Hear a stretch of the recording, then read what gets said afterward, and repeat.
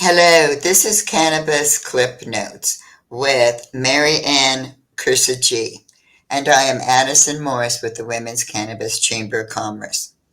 As a cancer survivor, her experience with medical cannabis did more than inspire activism. It motivated her to start a cannabis farm, develop a craft cannabis company, and develop an iconic Oregon brand. Marianne and her team have decades of passion, experience, and attention to detail, which produces unique strains that are slow cured for a consistent high. Marianne's expertise includes starting businesses from the ground up, establishing effective operations, scaling, and leading a business through a successful exit. Now, sustainability in the cannabis industry is a subject not often addressed. Marianne, what do cannabis businesses need to know about sustainability in the cannabis industry? Hi, Addison. Thanks so much for having me on. Um, it's really interesting. When we first started the business in 2017, I had no idea how challenging the cannabis industry was going to be. And I think it's one of these things that the less you know, the better, because we might have been too afraid to start. But fortunately, we just started with a hope and a dream and wanting to make things better for people. Like you said, I started as a medical patient and wanted to be able to share the healing magic of the plant with other people, and that's what we started the farm with. So you've probably seen the news that about 20% of cannabis companies are profitable. So that is really not sustainable for any business. The larger ones have a bit more of access to capital, so they can survive a bit longer running with negative cash flow. But small family owned companies really can't survive if you're not generating cash flow to make payroll. And so, what we've worked on over the years is really developing a business that is sustainable, that can survive and thrive through the market changes. The market constantly is up and down, and and I think we've done that. We've been very successful here in Oregon, and now we're looking at other markets to expand.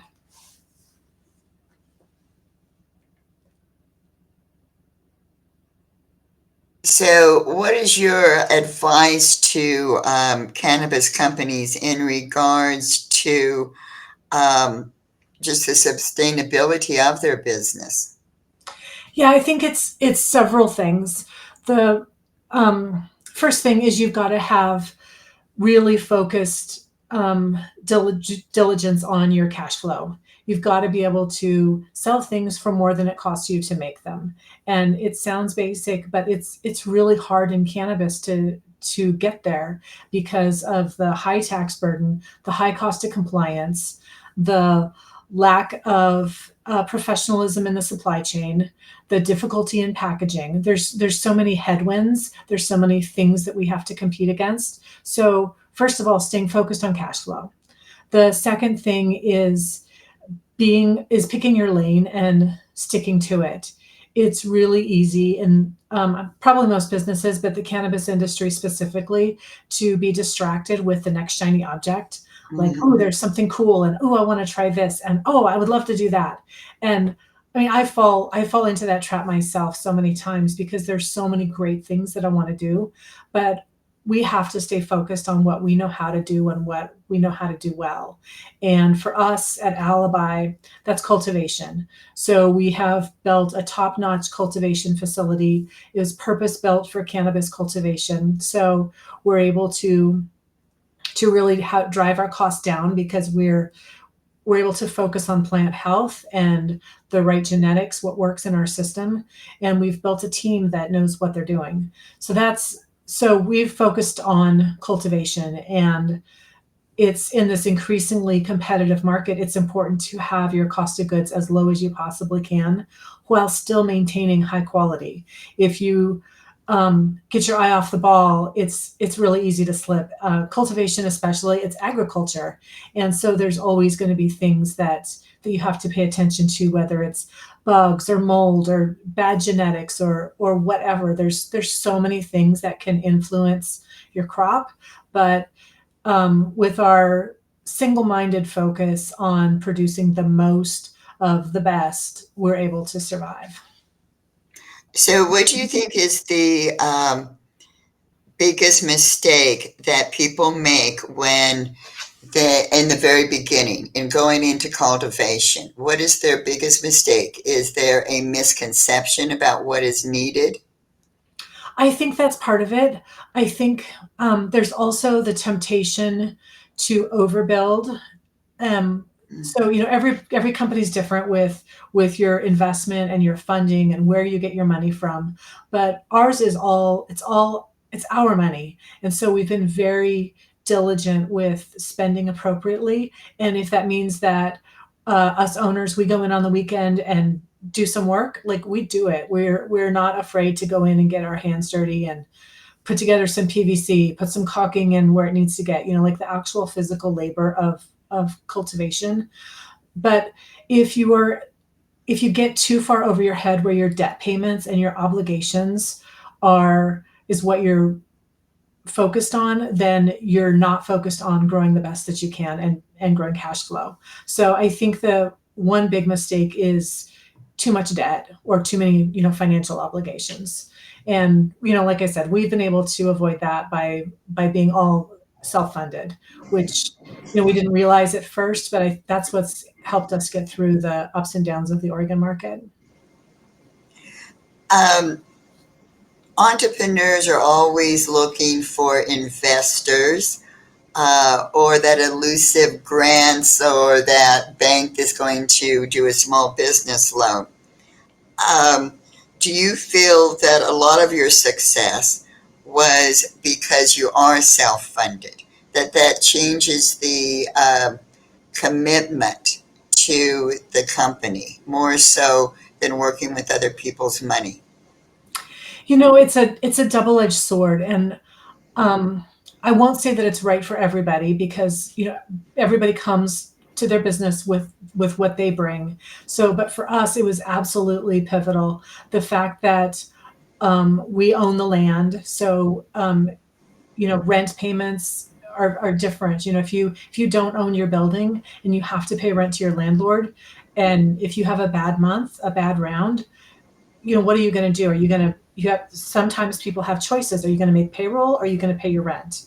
And for us, because we are able to own our own land, those decisions are a lot easier. The flip side of that is that if you don't have the money and you still need to be able to grow, you've got to get the money from somewhere. And so it's finding that balance of sustainability and obligations. So you've got an obligation to your business and your employees to continue to grow and to be profitable, but then you also have the obligations to your investors. So it's walking that fine line between what's right and what's wrong for your business. And everybody's just got to decide what's right for them. But for us, absolutely being self-funded has been key. Well, you touched briefly on scaling and growth. Um, do you have any insight into at how to make that decision of growth or to stay where you are? Because scaling up and growth can be very high risk. Any insights into how you determine that? Yeah. As part of my master's program, I specifically took a class and studied business longevity. And it is during those times of growth and those times of scale that you either make it or break it. And because it takes a lot of investment to get to the next level, it's interesting to think about what that looks like, because it would be really easy if scale and growth were a straight line. So, you're going steadily, you're able each month to just, you just get there. But I've found for us, it's not like that. It's very much more stair step. If you're like this, maybe slightly up, but then you have a big, the scale is a big jump. And for small companies, if you're not able to manage that jump, it can be devastating. So the advice I have is to pick your partners wisely. Like, we're in the middle of expanding to other states, and we've done a lot of due diligence. I've been working on this for a long time. And the most important thing is to find people that you can trust and find people that are honorable to work with, and not get over your skis. It's really tempting to have this optimistic outlook in terms of, oh, next month is going to be the best month ever. Next month we're going to make so much money. Oh, I see it coming. And not to not be optimistic, but you have to be realistic in terms of what's actually going to happen. So what I've found is we like to project under what I actually think is going to happen, because if you're spending less and investing less, then that cushion is there to get you in the times of downturns. And having that cushion and not being over the edge of your skis is really important. I have so many questions and we have so little time that I truly hope that you will agree to do more cannabis clip notes, as what you're bringing to the table is very valuable information for all entrepreneurs.